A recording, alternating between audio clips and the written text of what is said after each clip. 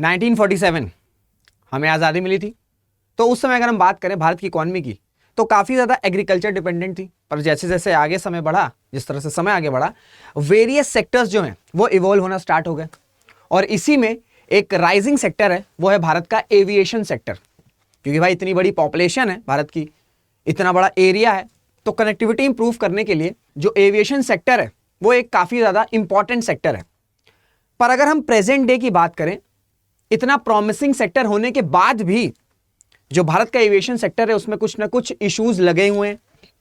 कई सारी जो कंपनीज या जो स्टार्टअप्स इस एविएशन सेक्टर में इन्वॉल्व हैं वो या तो लॉसेज में हैं, या बहुत सी कंपनियां बंद हो गई हैं, या बहुत सी कंपनियां बैंकरप्ट हो गई हैं। तो आज हम यही समझेंगे कि इतना प्रॉमिसिंग सेक्टर होने के बाद भी जो भारत का एविएशन सेक्टर है वो बूम क्यों नहीं हो पा रहा है, क्या क्या इंपॉर्टेंट इश्यूज हैं जिनके वजह से जो इंडिया का एविएशन सेक्टर है वो क्राइसिस में है। So hello everyone, this is Rishabh Singh and I welcome you all on study IQ pieces platform. और आज के वीडियो में हम समझेंगे कि जो भारत का एविएशन सेक्टर है उसमें क्या क्या इश्यूज हैं, और कोई भी कंपनी चाहे वो किसी भी सेक्टर की हो, जब वो क्लोज हो जाती है या वो बैंकरप्ट हो जाती है तो उसका इफेक्ट क्या रहता है, किन पर पड़ता है, और कितना ज़्यादा डिफिकल्ट हो जाता है कोई भी कंपनी जब इस तरीके से बैंकरप्ट हो जाती है। तो आज हम यही समझेंगे कि जो एविएशन सेक्टर की कंपनी है जिसका नाम है गो एयर, इन्होंने डिक्लेयर किया कि ये बैंकरप्ट हो चुकी है कंपनी, बहुत ज़्यादा लोन्स था। तो यही समझेंगे कि क्या वजहें हैं जिस वजह से जो भारत का एविएशन सेक्टर है जिसमें इतना ज़्यादा प्रॉमिसिंग है पर वो परफॉर्म नहीं कर पा रहा है, वो इतना क्राइसिस फ्री नहीं हो पा रहा है। तो आज हम यही समझेंगे कि इश्यूज क्या क्या हैं। तो अभी मैं आपको कंटेक्स्ट बताता हूँ, रीसेंट कंटेक्स्ट क्या है कि गो एयरलाइंस यानी कि गो फर्स्ट, आपने सुना होगा इस कंपनी का नाम। इन्होंने क्या किया, इन्होंने अभी ये डिक्लेयर किया कि ये बैंकरप्ट हो चुके हैं। इन्होंने फाइल किया है for voluntary insolvency proceedings with the national company law tribunal. ठीक है, नेशनल कंपनी लॉ ट्रिब्यूनल्स। और इश्यूज ये बताया है, मतलब कोई भी कंपनी अगर बंद होती ना तो ऐसे नहीं बंद हो जाती, उनका मन है कि चलो अब कंपनी बंद कर देते हैं, ऐसे नहीं होता है, इश्यूज होते हैं। तो अगर हम गो एयर की बात करें या गो फर्स्ट कंपनी की बात करें तो इनके ऑपरेशनल इश्यूज थे। ठीक है, ऑपरेशनल इश्यूज थे, साथ ही साथ फाइनेंशियल इश्यूज तो थे ही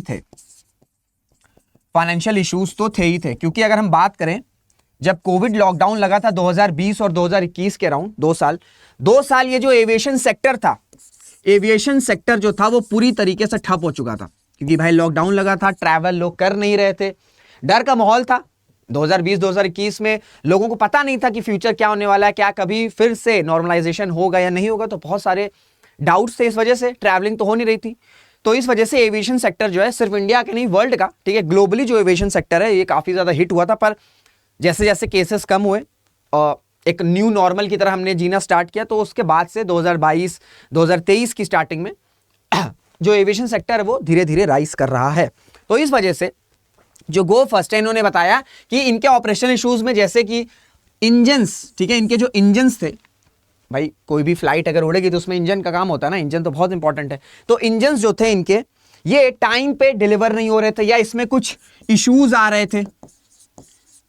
ठीक है, कॉस्टली हो रहे थे, ठीक है, कॉस्टली पड़ रहा था ये। तो ऑपरेशंस में भी दिक्कत थी, और साथ ही साथ क्या दिक्कत थी, साथ ही साथ फाइनेंशियल इश्यूज तो थे ही थे। फाइनेंशियल इश्यूज इस वजह से होते हैं क्योंकि कोई भी स्टार्टअप और जो एविएशन सेक्टर है, एविएशन सेक्टर में कोई भी कंपनी आ रही है तो बैंक्स जो है उनको लोन देती हैं, क्योंकि भाई ये एक प्रॉमिसिंग सेक्टर है और बैंक्स भाई लोन तभी देगी ना जब उनको लगेगा कि हाँ इसमें रिटर्न्स आ सकते हैं। तो इस वजह से बहुत ज़्यादा लोन्स ये कंपनियां ले लेती हैं, और फिर उस तरीके के रिटर्न्स नहीं मिल पाते हैं। तो इस वजह से कंपनीज जो हैं that are working in aviation sector, वो फिर उनको क्लोज डाउन करना पड़ता है या उन्हें हैंड ओवर करना पड़ता है, ये सारी चीज़ें होती हैं। अब ये जो है ना गो एयरलाइंस या गो फर्स्ट, ठीक है, अगर आप इसकी बात करें, ये बैंकरप्ट हो गया, इन्होंने बंद कर दिया, तो इसका इफेक्ट किस पे पड़ता है भाई? इसका इफेक्ट पड़ता है जो इंप्लॉइज हैं, जो क्रू हैं, ठीक है, जो क्रू मेंबर्स हैं। अब सोचो अगर कोई कंपनी है जो फाइनेंशियल स्ट्रेस में है, ठीक है, फाइनेंशियल स्ट्रेस में है, तो ऑब्वियस सी बात है कि जितने भी इंप्लॉइज उनकी कंपनी में काम कर रहे हैं उनकी सैलरी में कोई ना कोई कंस्ट्रेन होगा। ऐसा तो नहीं होगा ना properly salary time to time मिल रही होगी, बहुत टाइम की शायद सैलरी रुकी हो या होल्ड पे रखी गई हो। तो जितने भी इंप्लॉइज काम कर रहे हैं, जितने भी क्रू मेंबर्स हैं, उनके साथ प्रॉब्लम हो सकती है। फिर जो भी पैसेंजर्स हैं, ठीक है भाई, अगर हम इंडिया की बात करें तो इंडिया में ना अगर आपको कहीं घूमना है ना तो आप प्लानिंग करते हो, ऐसा नहीं कि बस बैग उठाओ और चल दिए। पिक्चरों में होता है कि बैग उठाए और स्पेन चले गए, गोवा चले गए, वो चीजें होती हैं, पर रियल लाइफ में अगर हम इंडिया की बात करें, इंडियन फैमिलीज की बात करें, तो एक प्रॉपर प्लानिंग होती है, 4-5 महीने से पहले की प्लानिंग हो जाती है, ये टिकट करना, ये होटल में रहना, सब कुछ प्लानिंग हो जाती है। तो इसी वजह से बहुत से पैसेंजर्स जो होंगे जिन्होंने गो फर्स्ट फ्लाइट्स की टिकट बुक की होगी, ठीक है, उनका कोई प्लान होगा या तो कहीं डोमेस्टिक प्लेस में जाने का या may be international places visit करने का, तो उनके प्लान पे, उनके बजट पे पूरा का पूरा इफेक्ट पड़ जाता है। क्योंकि अब जो भी टिकट्स में आप पैसा दिए होंगे, पैसेंजर्स जो भी टिकट्स में पैसे दिए होंगे, ऑब्वियसली बात है वो शायद रिटर्न ना हो, और होंगे तो बहुत टाइम लग जाएगा। तो इमीडिएट बेसिस पे जितने भी इंप्लॉइज हैं, जितने भी पैसेंजर्स हैं, उनको बहुत ज्यादा प्रॉब्लम होती है। और सबसे इंपॉर्टेंट बात ये होती है कि अगर हम रेगुलेटरी अथॉरिटी की बात करें तो मिनिस्ट्री ऑफ सिविल एविएशन है, directorate general of civil aviation है, इनका यहां काम बहुत ज्यादा इंपॉर्टेंट हो जाता है, इनका बहुत ज्यादा काम इंपॉर्टेंट हो जाता है। क्योंकि अगर हम बात करें, ये जितनी भी एविएशन सेक्टर्स में कंपनीज इन्वॉल्व हैं, इनके प्रॉपर फाइनेंशियल ऑडिट नहीं हो पाते, ठीक है, इनके प्रॉपर फाइनेंशियल ऑडिट, ट्रांसपेरेंसी, ठीक है, ये सारी चीजें जो है इसको कौन सिक्योर करेगा? इसको सिक्योर करेगी मिनिस्ट्री ऑफ सिविल एविएशन। क्योंकि अगर हमें टाइमली पता रहेगा, यानी कि मिनिस्ट्री ऑफ सिविल एविएशन अगर टाइमली हर कंपनीज के फाइनेंशियल इश्यूज को, ऑपरेशनल इश्यूज को अगर देखते रहेंगे, तो समय रहते ही इन सारी चीजों को रिजॉल्व किया जा सकेगा, और जिससे कि एंड में कंपनी बंद ना हो, ऐसी कगार पे नहीं आ पाएगी। तो इसी वजह से मिनिस्ट्री ऑफ सिविल एविएशन का काम यह है कि ये सारी चीजों पे ध्यान दे, और उसके बाद भी अगर कोई कंपनी जो बैंकरप्ट हो जा रही है, फाइनेंशियल टसल आ जा रहा है, ऑपरेशनल इश्यूज आ जा रहे हैं, तो ओनर्स और प्रमोटर्स, जो उस कंपनी के ओनर्स हैं, जो उस कंपनी के प्रमोटर्स हैं, उनकी भी कहीं ना कहीं अकाउंटेबिलिटी बनती है। क्योंकि अगर हम कंपनी की बात करें, कंपनी बंद हो गई तो शायद ओनर्स और प्रमोटर्स पे उतना इफेक्ट नहीं पड़े, ठीक है, जितना कि इंप्लॉइज पे पड़ेगा, जितना कि क्रू मेंबर्स पे पड़ेगा, जितना कि पैसेंजर्स पे पड़ेगा। तो यहां पे मिनिस्ट्री ऑफ सिविल एविएशन का रोल आता है, एयरपोर्ट अथॉरिटी ऑफ इंडिया का रोल आता है, ठीक है, directorate general of civil aviation का रोल आता है कि ऐसी कंडीशन में कुछ अकाउंटेबिलिटी जो है वो ओनर्स और प्रमोटर्स भी होल्ड करे, कुछ अकाउंटेबिलिटी, कुछ कंपनसेशन, ये सारी चीजें भी जो ओनर्स और प्रमोटर्स हैं वो उनकी भी कुछ दायित्व बने। तो ये तो हमने बात कर ली कि क्या मतलब इमीडिएट इफेक्ट क्या होता है। भाई गो फर्स्ट है या गो एयर है, ये बैंकरप्ट हो गया, बंद हो गई, तो इसका इफेक्ट किस पे पड़ेगा? इमीडिएट इफेक्ट मैंने आपको बताया। अब थोड़ा सा हम देखते हैं कि भारत का जो एविएशन सेक्टर है उसका क्या मैनिफेस्ट है। अगर हम बात करें, ठीक है, डायरेक्ट और इनडायरेक्ट एम्प्लॉयमेंट की, तो 55 लाख, ठीक है, 55 लाख जॉब्स जो है वो आपका इस एविएशन सेक्टर से आती है, ठीक है। और ये जो सेक्टर है ना, ये काफी ज्यादा प्रॉमिसिंग सेक्टर है। और मैं क्यों ऐसा कह रहा हूं? क्योंकि प्रेडिक्ट किया गया है कि इंडिया का जो एयर पैसेंजर ट्रैफिक है वो आपका 1.1 बिलियन तक ग्रो कर सकता है 2040 तक, ठीक है, यानी कि हर साल 1.1 बिलियन की ग्रोथ होगी, 1.1 बिलियन की ग्रोथ हो सकती है हर साल 2040 तक। तो इसी वजह से इतना ज्यादा ये प्रॉमिसिंग सेक्टर है। इसी वजह से भारत सरकार ने एक स्कीम भी लॉन्च करी थी जिसका नाम था उड़ान, उड़े देश का आम नागरिक, ठीक है। उड़ान में क्या था? उड़ान में यह था कि रीजनल कनेक्टिविटी बढ़ाई जाएगी, ठीक है, ये आपसे प्रीलिम्स में पूछा जा सकता है, ठीक है। रीजनल कनेक्टिविटी बढ़ाई जाएगी, ठीक है, रीजनल कनेक्टिविटी बढ़ाई जाएगी। साथ ही साथ प्लेन्स की टिकट्स को चीप किया जाएगा, प्लेन्स की जो टिकट होती हैं उनको चीप किया जाएगा, ताकि आम नागरिक, ठीक है, एक आम आदमी, देखिए आम आदमी के ना कुछ सपने होते हैं, उसमें एक बड़ा ही इंपॉर्टेंट सपना होता है, छोटा सा सपना होता है कि एक बार ना फ्लाइट पे बैठ के सफर करना। तो इसी वजह से हर आदमी का ये सपना पूरा करने के उद्देश्य से भारत सरकार ने उड़ान स्कीम लॉन्च करी थी। और इसमें क्या होगा कि जो जितनी भी एविएशन सेक्टर में कंपनीज इन्वॉल्व हैं वो अपने प्राइसेस जो उनको कम करेंगी, और जो प्राइसेस और रेवेन्यू के बीच में जो गैप आएगा फिर वो सरकार देगी अपना वायबिलिटी गैप फंडिंग के थ्रू। तो इस सेक्टर की प्रॉमिसिंग को देखते हुए ही इस उड़ान स्कीम को लॉन्च किया गया था। तो इतना प्रॉमिसिंग सेक्टर होने के बाद जहां पे ये प्रेडिक्ट किया गया कि 1.1 बिलियन की ग्रोथ हो सकती है हर साल 2040 तक, ठीक है। The fleet of commercial planes to rise to 2359, यानी कि जो प्लेन्स का नंबर है वो 2300 के पार हो सकता है 2040 तक। इतना प्रॉमिसिंग सेक्टर होने के बाद भी फिर हम ये सुनते हैं कि एयर इंडिया में इशू है, ठीक है। फिर साथ ही साथ इस तरह की कंपनीज के बारे में सुनते हैं कि गो एयर या ग्रो फर्स्ट, ये लोग बैंकरप्ट हो गए। तो एक जगह तो हम ये सुन रहे हैं कि ये सेक्टर बूम कर रहा है, पर एक जगह हम ये भी देख रहे हैं कि बहुत सारी ऐसी कंपनीज इन्वॉल्व हैं जहां पे बहुत सारे फाइनेंशियल टसल चल रहे हैं, ऑपरेशनल इश्यूज हैं। तो इश्यूज एक्चुअली क्या है, किस वजह से ये जो हमारा एविएशन सेक्टर है या जो भारत का एविएशन सेक्टर वो ग्रो नहीं कर पा रहा। तो challenges faced by Indian aviation sector, ये आपसे ना properly as it is mains में ही पूछा जा सकता है। ठीक है, मेंस में पूछा जा सकता है कि what are the challenges faced by Indian aviation sector, as it is question आ सकता है। और मैं आपको 5 इश्यूज बताऊंगा। ठीक है, 5 इश्यूज बताऊंगा, ऐसा नहीं कि यही 5 इश्यूज हैं, पर ये मोस्ट इंपॉर्टेंट 5 इश्यूज। अगर आपको कुछ लगेगा तो आप ऐड ऑन कर सकते हो और कमेंट में अपना भी आपको जो लग रहा है कि ये इशू भी ऐड होना चाहिए तो आप फ्री हो कि आप वो भी बता सकते हो। क्योंकि ज्ञान क्या होता है, ज्ञान बांटने से बढ़ता है। ठीक है, थोड़ा बहुत नॉलेज आपको है, थोड़ा बहुत नॉलेज हमको है, तो हम लोग डिस्कस करेंगे और आपकी भी नॉलेज बढ़ेगी और मेरी भी नॉलेज बढ़ेगी। क्योंकि कोई भी टीचर नहीं होता, सब स्टूडेंट है, लाइफ में आप स्टूडेंट हो। तो सबसे पहले अगर हम इशू की बात करें एविएशन सेक्टर में, वो है इंफ्रास्ट्रक्चर। भाई अगर हम फ्लाइट्स की बात करें, एयरपोर्ट्स की बात करें, रीजनल कनेक्टिविटी की बात करते हैं, तो इसके सबसे इंपॉर्टेंट चीज है इंफ्रास्ट्रक्चर। अगर हम ये सपना सोचे हैं कि भारत का हर एक आम आदमी फ्लाइट से ट्रैवल करेगा, तो भाई उसके जो जितने भी इंपॉर्टेंट एरियाज हैं उनके अलावा भी, ठीक है, जो बहुत ज्यादा आइसोलेटेड डिस्ट्रिक्ट्स हैं, ठीक है, या बहुत ज्यादा टफ टेरेन है, वहां पे आपको फ्लाइट्स या एयरपोर्ट्स सेटअप करने होंगे और उसके लिए चाहिए इंफ्रास्ट्रक्चर। सो इंफ्रास्ट्रक्चर बनाने के लिए क्या चीज रहेगी, इंफ्रास्ट्रक्चर बनाने के लिए सबसे इंपॉर्टेंट चीज है कैपिटल। क्या चीजें इंपॉर्टेंट है, कैपिटल। सो भारत सरकार क्या कर सकती है कि इंफ्रास्ट्रक्चर को इंप्रूव करने के लिए कैपिटल इन्फ्यूज कर सकती है।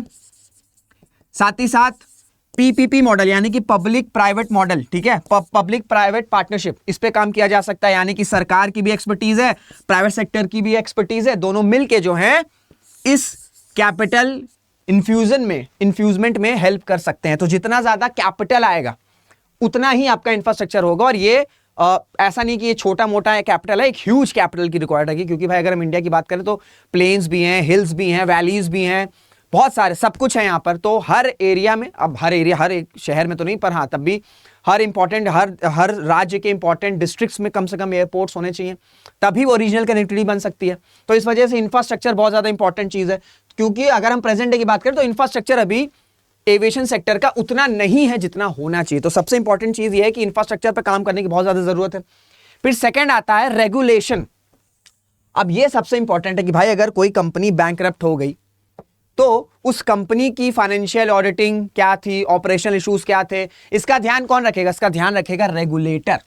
अब अगर हम इंडिया की बात करें, इंडियन एविएशन सेक्टर की, तो मिनिस्ट्री ऑफ सिविल एविएशन है, ठीक है, मिनिस्ट्री ऑफ सिविल एविएशन है, एयरपोर्ट अथॉरिटी ऑफ इंडिया है, ठीक है, directorate of general trade off aviation है, बहुत सारी चीजें, ठीक है, बहुत सारे रेगुलेटर्स हैं। इस वजह से क्या होता है कि प्रॉब्लम ऑफ प्लेंटी हो जाती है, यानी कि कई सारे रेगुलेटर्स हैं, तो इस वजह से सबके अलग अलग चीजें रहेंगी। तो इस वजह से सबसे इंपॉर्टेंट चीज यह है कि एक सिंगल रेगुलेटर करना है, एक सिंगल रेगुलेटर की नीड है कि भाई एक सिंगल रेगुलेटर होना चाहिए और जिसका काम यह होना चाहिए इस रेगुलेटरी अथॉरिटी का, ठीक है, इस रेगुलेटरी अथॉरिटी का काम होना चाहिए कि प्रॉपर जितनी भी कंपनीज हैं, जितनी भी एविएशन सेक्टर में कंपनीज इन्वॉल्व हैं, उनके फाइनेंशियल इश्यूज को ऑडिट, प्रॉपरली ऑडिट देखने चाहिए, क्या ऑपरेशन इश्यूज आ रहे हैं, ठीक है, किस वजह से ये जो कंपनी है ये लोन्स या क्राइसिस से नहीं निकल पा रही है। ये सारी चीजें जब तक एक प्रॉपर रेगुलेटरी नहीं देखेगी तब तक इस तरह की घटनाएं जो है, जो कंपनीज हैं, वो इस तरह से टसल में रहेंगी और बंद होती रहेंगी या लॉसेस में ही रहेंगी। तो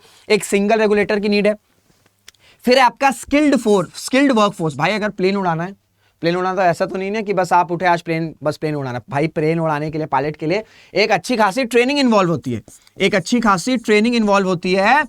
अब ये जो ट्रेनिंग है ना, ये आपकी मोस्टली जो लोग हैं ना वो अब्रॉड से करते हैं और ये बहुत कॉस्टली है।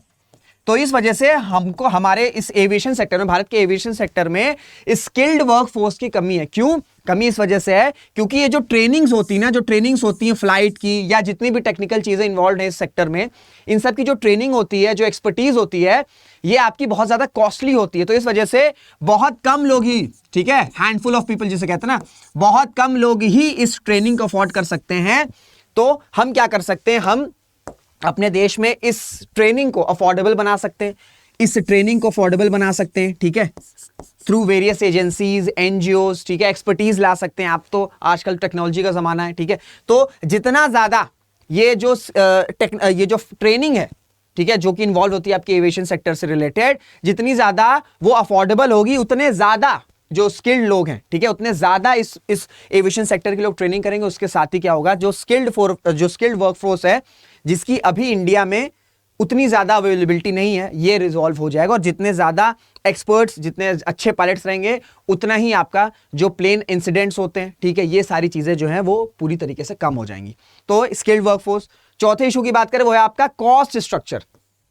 अब देखो, कोई भी कंपनी इस एविएशन सेक्टर में आई है तो इसको बहुत ज्यादा कॉस्ट देना पड़ता है। जैसे कि सपोज करो फाइनेंशियल इश्यूज, ठीक है। अब लोन क्यों आते हैं? लोन इस वजह से आते हैं क्योंकि बहुत सारा चीजें इन्वॉल्व होती हैं। जैसे सपोज करो बहुत सारी फ्लाइट्स हैं, ठीक है। अब अगर हम इंडिया की फ्लाइट्स की बात करें तो इंडिया की फ्लाइट्स पे हमेशा एक थ्रेट रहता है, हमेशा एक थ्रेट रहता है कि क्या ये फ्लाइट हाईजैक हो सकती है, ठीक है, या कुछ दुर्घटना हो सकती है। तो इन सभी चीजों को सुनिश्चित करने के लिए जो कंपनीज हैं, इनका बहुत ज्यादा पैसा जो है वो जाता है इन टेक्निकलिटीज में।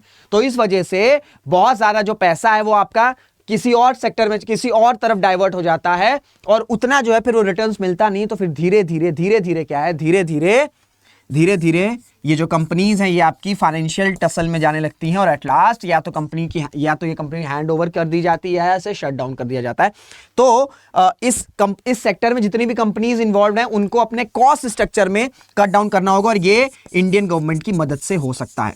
तो कॉस्ट स्ट्रक्चर को कट डाउन करना होगा। जब कॉस्ट स्ट्रक्चर कट डाउन होगा तो रिटर्न ज्यादा होंगे, जब रिटर्न ज्यादा होंगे तो ऑब्वियस सी बात है प्रॉफिट ज्यादा होगा, और जब प्रॉफिट ज्यादा होगा तो सभी प्रॉफिट होता है तो सबको अच्छा लगता है। तो कॉस्ट स्ट्रक्चर को कट डाउन करना। और लास्ट इशू ये है वो है सिक्योरिटी। जैसा कि मैंने आपको बताया कि अगर हम इंडियन फ्लाइट्स की बात करें तो एक थ्रेट हमेशा रहता है कि या तो कभी इस प्लेन को हाईजैक कर लिया जाएगा, ठीक है, हाईजैक कर लिया जाएगा, या तो इसमें कुछ एक्सीडेंट्स हो सकते हैं, कुछ भी हो सकता है।